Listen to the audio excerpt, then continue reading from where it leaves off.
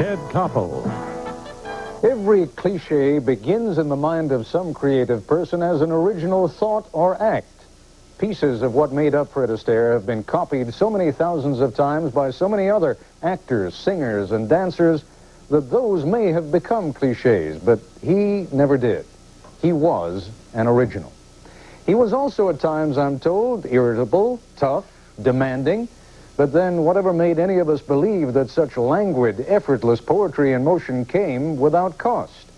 We were supposed to believe, sitting there in a darkened theater, clutching some other adolescent's clammy hand, that we too could glide past the empty popcorn boxes, swept by some unseen orchestra, through the lobby, out to the streets, and into the hearts of America. After all, he and Ginger never practiced, they just did it. And it looked so easy. Everything Fred Astaire did looked so easy. I just got an invitation through the mail. Your presence requested this evening is formal. Top hat, white tie, and tail. I think the history of dance on film begins with Astaire. We all must remember that talking pictures really brought in dance.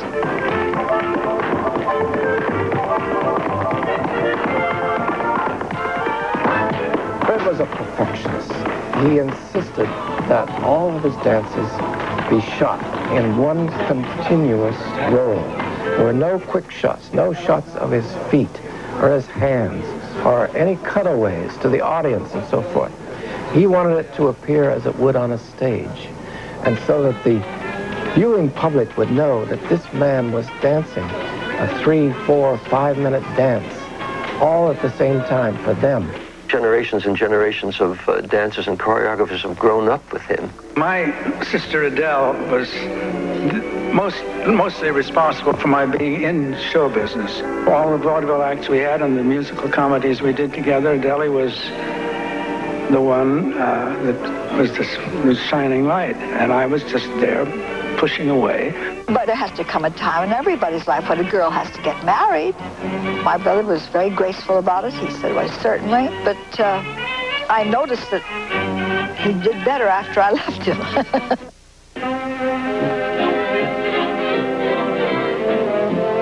Astaire and Rogers came along in the Depression when everybody was looking for entertainment. They were hungry for something on the screen that would take them away from their travails. And here was this marvelous couple, a very beautiful woman and the most graceful man in the world. And they danced their way through these great sets with the marvelous blacks and whites, and they were so light and airy and sophisticated that they took everybody away from their troubles.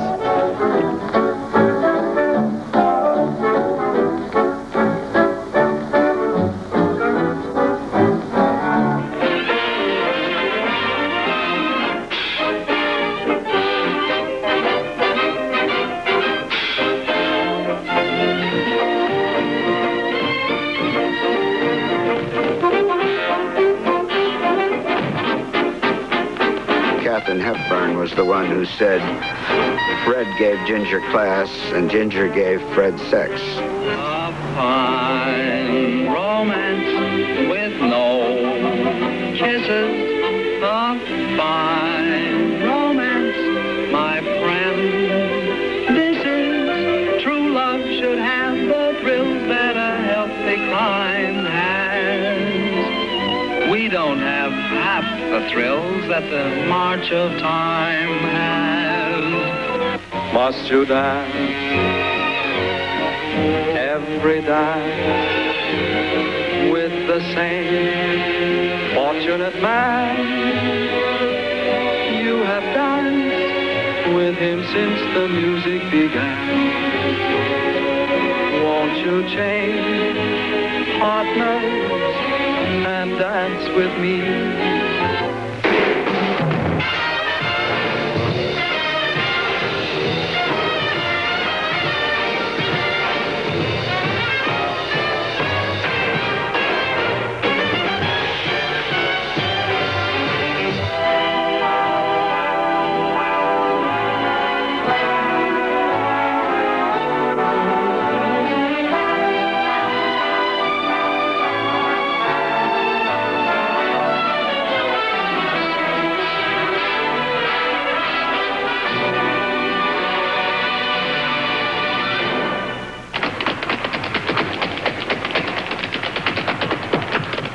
Fred, you could never know where the rhythm was going to go. It was always a surprise.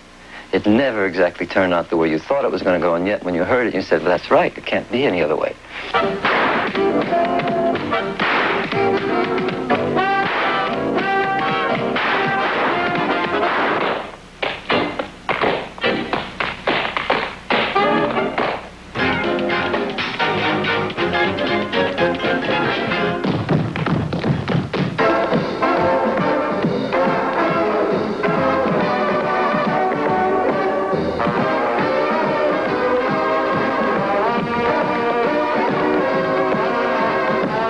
Fred Astaire was so unique and so far-affecting worldwide that I think he was the most important dancer of the century.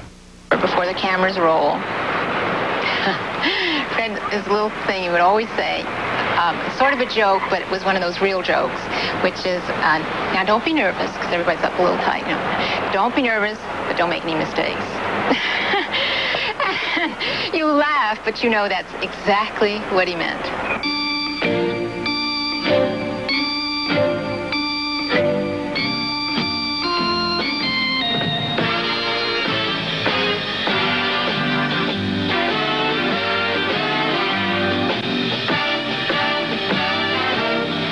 There have been other partners with Fred and Ginger's danced with other men, but there's never been the same electricity that has happened as when Fred and Ginger danced together.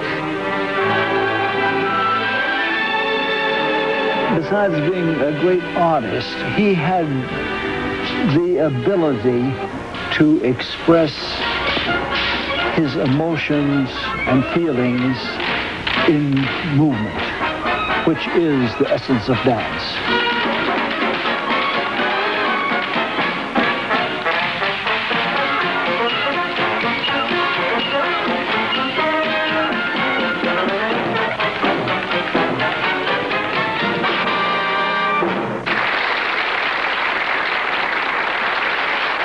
When we come back, we'll see more of Fred Astaire, and we'll also hear about both the dancer and man from his partner in 10 films, Ginger Rogers, and Liza Minnelli, who knew Fred Astaire ever since he quite literally bounced her on his knee when she was a child. This is ABC News Nightline, brought to you by GMC Trucks. I wanna be a dancing man while I can. Gonna leave my footsteps on the sands of time. The saying goes that she had to be twice as talented as Fred Astaire because she did everything he did and did it backwards. Ginger Rogers joins us now from our affiliate KDRV in Medford, Oregon. And from the Waldorf Towers in New York, Liza Minnelli. Her father, Vincent Minnelli, directed 3 Fred Astaire movies in the 40s and 50s, while her mother, Judy Garland, co-starred with Fred Astaire in one of those films, Ziegfeld Follies, and also starred in Easter Parade. Now, Ginger, you must tell me something. Here is a man who had to be the ultimate perfectionist, right? He was really, I mean, when it comes to dancing, there was no more professional than Fred Astaire. That's absolutely true. And what did that mean? Give us a sense of, before the two of you could glide so effortlessly across the dance floor, what went into that? Well, actually, we had 6 weeks rehearsal before every film that we went into, and it was 6 weeks of great labor, but we loved it because he loved what he was doing. I loved what I was doing, so we put a lot of love into it, and I hope it came out more or less like that. He was a perfectionist. I like to think that I am, and it was a joy to be a part of his creativity. Tell me about that creativity. I mean, what did that entail? We're looking, I hope you can see it right now, of a clip from Flying Down to Rio that was shot back in 1933. And there the two of you are twirling around as we came to know and love you. What went into, how much of the choreography did he do? Well, he did an awful lot of it. I added my, my bit. I like to think of myself more or less as the button. Whenever someone needs an end of something, I would always come up with a button. And that was what I did in a number of cases when there was nothing really choreographed. happily, I would have an inspiration, and I'd tell it to him, and he'd say, that's fine, let's do it. Well, I got to tell you, and maybe this is not appropriate on what is, after all, the day that Fred Astaire died, but I must tell you, for thousands, probably millions of young men who sat in an audience, he never existed. You were the only one up there, and we were dancing with you. He was just kind of standing in for us. He did pretty well at the time, I must tell you, but there was something about you and Fred Astaire that made every young man think that he could do what Fred was doing, and I suspect every young woman believed that she could do what you were doing. Yes, but you see, one of the things that went into it, I adored him. I loved him, and I had a great, respect for him. So we worked very harmoniously together. I'm just going to let this clip end, and while it ends, Liza Minnelli, I want to ask you something about. He seems almost ageless. We saw at one point during that initial piece a clip of him with Barry Chase that was a television special they did in 1968. Yes. Now, I hate to remind people, but in 1968, Fred Astaire was already 69 years old. You knew him as a child, so when did you know him? In the early 60s? I knew him my whole life. I knew him in the 50s. And I was trying to be delicate and not ask you when you were born. I was born in 46, and I knew him from the day I was born. I was very lucky. You know, it's interesting, Ted, that you said about how you felt like, you were Fred and dancing with Ginger when you went home, because I think every woman in the world felt like she was Ginger when she went home and dreamed that maybe life would turn out just like a Fred Astaire and Ginger Rogers movie. Tell me an Uncle Fred story. I mean, was he, he was a friend of your father. I mean, your father directed him. He my mother was crazy for him. Co-starred with your mother. She liked him? Oh, she loved him. They got along real well. Yeah. Your mother had a wacky sense of humor, did he? Oh, yeah. He had a very, very good sense of humor. And he would get insecure. My father told me a sweet story about he didn't want to come to the rushes, which are what they show the next day of a film that they've taken. Let's say they shoot on a Wednesday. On a Thursday, they show what they call the rushes, the film from the previous day. And he didn't want to go in and look because he was nervous. And he wanted to be a perfectionist. He was a perfectionist. But he would stand outside of the door of the projection room, and as everybody came out, he'd say, "How was I?" We're taking a look at how he was right here with Sid Charisse. Does anyone remember when was Bandwagon?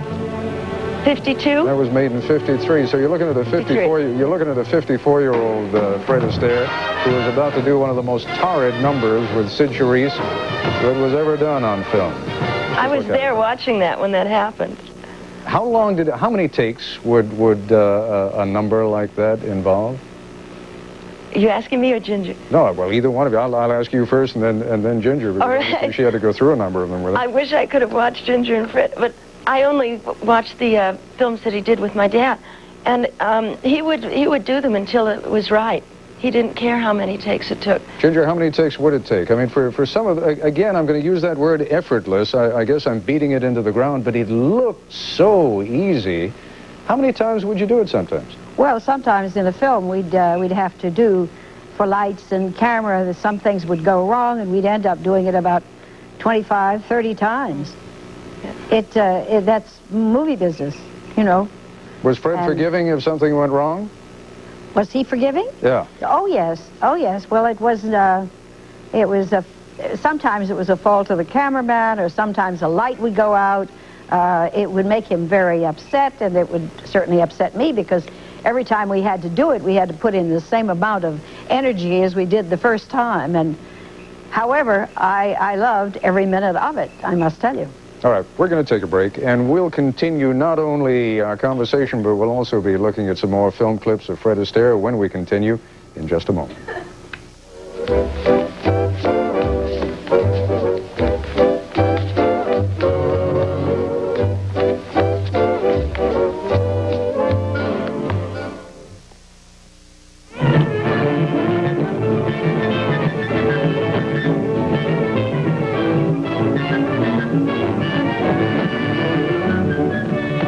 Ginger Rogers, you remember that, flying down to Rio? I certainly do. What do you remember about it?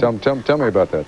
Well, it was the first time we were ever together in a film, and I had met him in New York when I was doing Girl Crazy, the George Gershwin and Ira Gershwin show, And I admired him because he was doing a show called Smiles, and I'd seen it. I thought he was just great. And when I came to the coast, I was immediately put in a film on the RKO lot called Flying Down to Rio. And, of course, everyone on the lot was supposed to be in the film, and they had suddenly brought him out from California, from New York to California, and he was suddenly thrown into the film, too. And our friendship was brought back together, and we enjoyed seeing each other again. And we had really a nice time doing this number. And suddenly it caught on, much to our surprise, and I guess to everyone else's. Well, not only did it catch on, but so did all of the 10 films that you made with Fred Astaire. I'm going to do something now. I know this is a little nerve-wracking to both of you, because it's live, it's unrehearsed, you don't know where we're going. I'm going to mention 3 film clips. You will know instantly what I'm talking about, as I suspect most of the audience will. And we're going to show these in whatever order you like, and if you know anything about how they were made, they don't involve either one of you. But if you know anything about how they were made, the dancing on the ceiling one, the dancing with the shoes, and the dancing with the hat rack. Either one of you have a story that goes with any one of those? Yes, I do know about the dancing on the ceiling, because okay, well, you tell us about that, and as you talk, we're going to be looking at it. Here he is. Go ahead. Well, as they lined up for this, they put this room on a sort of a, I don't know what you would call it, but it would weave back and forth from top to bottom, and he would then find the gravity, and it would move, and he would cause it to move, and he would be on the ceiling 1 minute and on the wall another minute, but it was all gravity pull. So in fact, the camera was stationary, but it was the room that was turning. That's right. Right, and it was a wonderful collaboration with Stanley Donen. That number really was great. What is so extraordinary about this is that as he moves from floor to wall, and then from wall down to the floor and up to the ceiling again, there is absolutely no sensation of the room moving at all. That's what it was supposed to look like, and it did. Yeah, well, there are a couple of folks who've tried that more recently, and it doesn't work quite as well. Doesn't quite look as effortless, does it? No, that's true. I've seen it. It's not as good. All right, now we're going to go to another where we're going to dissolve through to the number that he did with the dancing shoes. How was that done, Ginger? Do you remember? Well, yes, it was done with, I was in that film. It was done with the black velvet. And all of the people were in black velvet behind him. And only the shoes were visible. And so whenever the shoes came on, they had a person in them. But you couldn't see them because they were in black. So, in fact, they were in a different location than he, weren't they? That's right, because they did it separate from him, and he reacted to it. But it was with black velvet. All right, now here we're going to go from the dancing shoes to what may be one of the most extraordinary dance numbers ever. No gorgeous woman, a hat rack. And look at how lovely he makes it look. Fred worked better with props than any other dancer in the world. And I was told, and he told me, that as he went on, and as he got a little bit older, he really started to love working with different things and making things work and making it more extraordinary. He liked the tricks. After a while, he dug them, you know. Well, one of the remarkable things about this, you know, think as you were looking at this man, here's a 52-year-old man dancing with a hat rack, and he's making it look unbelievably graceful. Like you said, he was ageless. Absolutely. All right, let's take another break, and we will continue our conversation with Ginger Rogers and Liza Minnelli in just a moment. Continuing our conversation now with Ginger Rogers and Liza Minnelli. Liza, we're down to our last couple of minutes. Give me any little piece of him that you can remember that somehow the public at large might not know. Some private little tiny thing. Well, he was wonderful to me when I was a kid, and he was wonderful to me when I grew up. One thing that maybe not too many people know is that he introduced more popular songs in the 30s and 40s than any other person ever. Everybody wrote for him. Jerome Kern, Rodgers and Hart, Gershwin, you know. Everybody wanted him to sing their songs because he had the best time in the world. And to me, watching Fred was a spiritual experience. I looked up spiritual. It said a profound change in one's attitude towards life.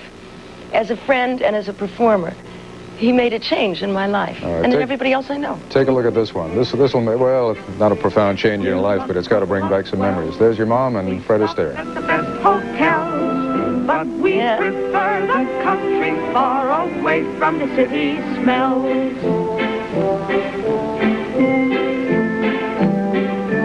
We're a couple of sports, the pride of the tennis courts. In June, July, and August, we look cute when we're dressed in shorts.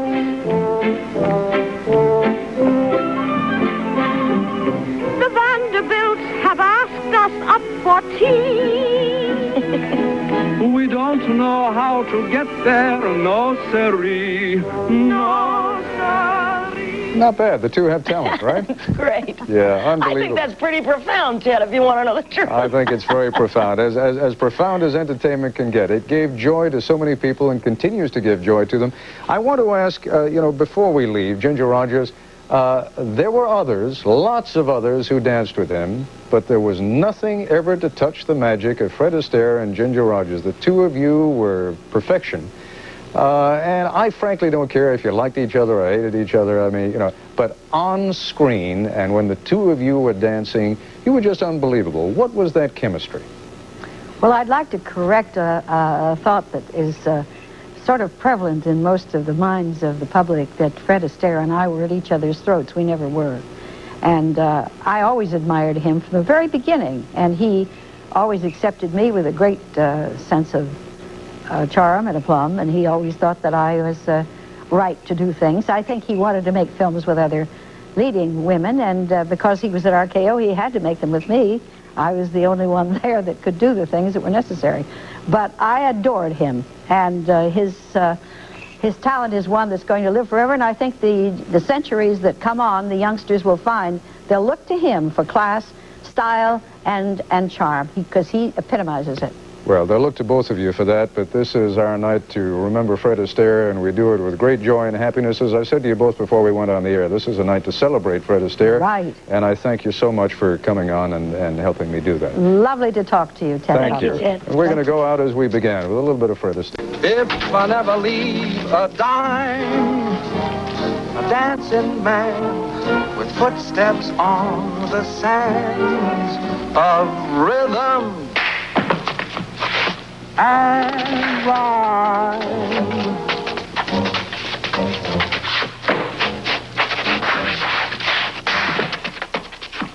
This has been ABC News Nightline. If you wish a printed transcript of this or any Nightline broadcast, please send $3 to Nightline Transcripts, 2 John Street, New York, New York, 10038.